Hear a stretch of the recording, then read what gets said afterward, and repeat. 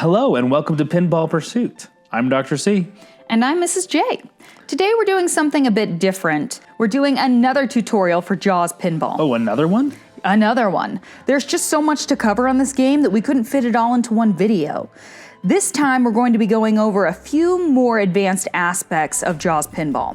So if you're looking for some basics such as the playfield layout, modes, and multi-balls of the game, check out our first video. We'll throw the link in the description down below. So Dr. C, what are we going to cover in this video? Well, first off, we need to talk about the gear. There are 6 pieces of gear that you can collect during your battle with the Great White Shark Bruce. Each one has an insert in the middle of the playfield. All of them have unique perks that will make the game easier to complete. So from top to bottom we have, first up, the barrel hook. This helpful item extends the length of your Jaws multiball. After you drain down to just one ball in Jaws multiball, this item will get used and it will plunge another ball into play, continuing your multiball run. It's super helpful for getting those Jaws jackpots. Next is the shark cage. This helpful item gives you a one-time use ball save if you happen to drain after you hit the shark fin pop-up target. Okay, that's a lifesaver.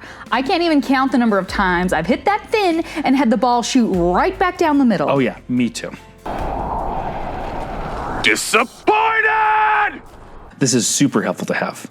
Next up, we have the dart. This helps you with your bounty hunts. Once you activate a bounty hunt after obtaining this item, the requirements for the hunt are cut in half, which is huge.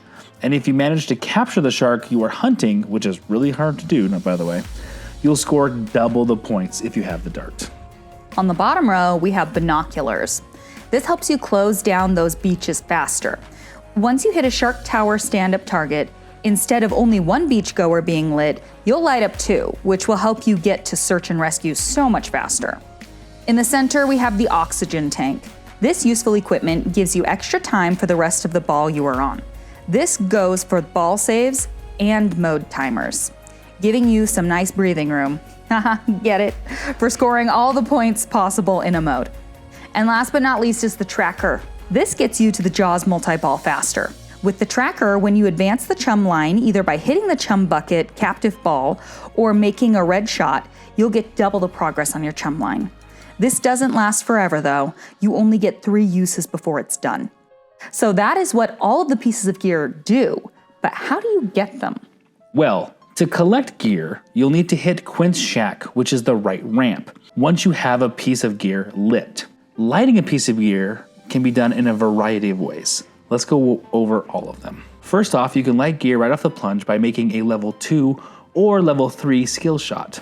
The super secret skill shot, which, spoiler alert, is hitting the boat or shark shot, will also light gear. The next easiest way to light gear is by hitting a quick shot. This is a special shot at the shark fin that you'll set up by first shooting the ball from the mini flipper through the harpoon lane. After the ball goes through the lane, the shark fin will pop up, but it won't move. Hitting that scores you points and lights gear. The next way to light gear is if you manage to score 4 jackpots during the night search multi-ball mode that is activated with the fish finder. Those are all great ways to light gear, but we all know the most important one is saving Pipit. That's right, the 2nd and 4th time that you manage to save Pipit, you'll light gear. Oh, and for those that aren't dog lovers, you can also save people to light a piece of gear. All you have to do is save 8 beachgoers. You will know that you have a piece of gear lit because one of the gear inserts will flash white. Hitting the flippers changes which piece of gear is lit, and whichever one you are on when you hit Quint's shack will determine which piece of gear you collect. A collected piece of equipment will be solidly lit, letting you know that you have it. If you manage to collect all 6 pieces of equipment, you can sell them back to Quint by visiting his shack, aka hitting the right ramp. Selling the equipment is what allows you to start the Great White Bounty Hunt Wizard mode. You may have noticed that there is one other tool on the playfield, the Machete. This is a multiplier applied to any shot that you make after rolling over the in lane when the Machete is lit. Once lit, you can move which in lane the Machete is on by hitting a flipper button. To light the Machete, all you have to do is hit 3 fish finder targets. Machete starts as a 2x multiplier, but can be increased permanently by completing a shark encounter, completing night search multi-ball, or completing a bounty. It can also be temporarily boosted by saving Pippet. See, that little puppy continues to be important, so you better prioritize saving him whenever he plays fetch. He just gets in trouble a lot, doesn't he? I know, but he's so cute. Next up are the memorials. These are special combos dedicated to the memory of someone eaten by Jaws during the film. Each one will get you 5 million points, and a nice little placard will be displayed on the LCD screen in honor of the deceased. The memorial combos are... Wait. First, you should know that obviously these will be spoilers. So if you haven't seen the film, which you should stop watching this video and go do, I saw it for the first time last year with Dr. C, and you guys, it's an oldie, but it was amazing. It's a classic. Anyway, the memorial combos are... the left orbit, then the right ramp, then the center ramp, in memory of Chrissy Watkins. The wave ramp, then the harpoon lane on the Pro, and the lookout tower on the Premium is in memory of Pippet. No. The right ramp, then the center ramp, then the fishing reel, and finally the harpoon lane is in memory of Alex Kittner. The center ramp, followed by the right ramp, and then the left orbit is in memory of Ben Gardner. The fishing reel, then the harpoon lane, then the life ring target is to honor the scout leader.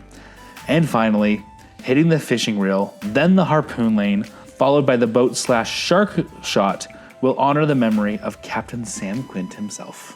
Jeez, this game is packed, isn't it? There really is so much to do in this game. And we haven't even gone over the final wizard mode or using your shark teeth. Jeez Louise. We're going to cover using the shark teeth you collect when playing with Stern's Insider Connected in a video dedicated to the Jaws the Revenge game mode. It's super fun and a unique challenge that you can unlock simply by playing Jaws. But until then, have fun, and as always, remember, Keep flipping.